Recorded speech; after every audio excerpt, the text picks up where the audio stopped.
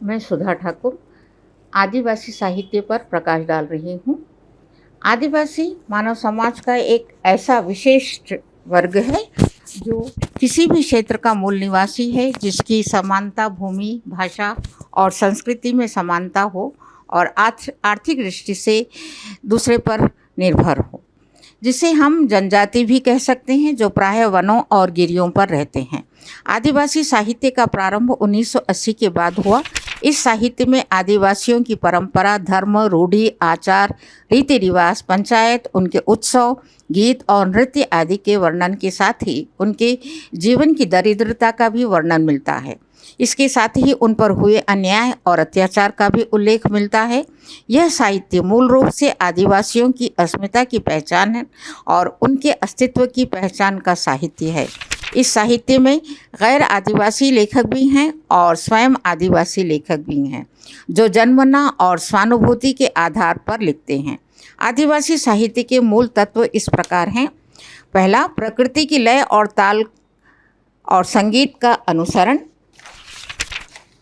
दूसरा, प्रकृति और प्रेम का आत्मीय संबंध और गरिमा का सम्मान।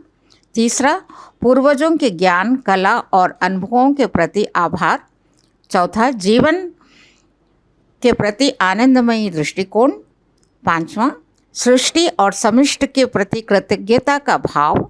छठा, प्राकृतिक और धरती के संसाधन के प्रति स्वयं को रक्षक मानकर उसका संरक्षण करना।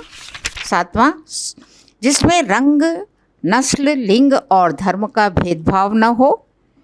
आठवां, सामंती, ब्राह्मणवाद, धनलोलुपता, प्रतीकों, मिथक और व्यक्तिगत महिमा मंडन से असहमतता। नौवां, सामूहिक अनुभूति का प्रबल स्वर। 10वां, सह अस्तित्व, समता, सामूहिकता, सहजीविता, सहभागिता और सामंजस्य का दर्शन। 11वां, मूल आदिवासी भाषाओं में अभिव्यक्ति। आदिवासी साहित्य की रचना कविता, कहानी, उपन्यास आदि प्रमुख विधाओं में हुई है। इसमें कविता महत्वपूर्ण विधा रही है।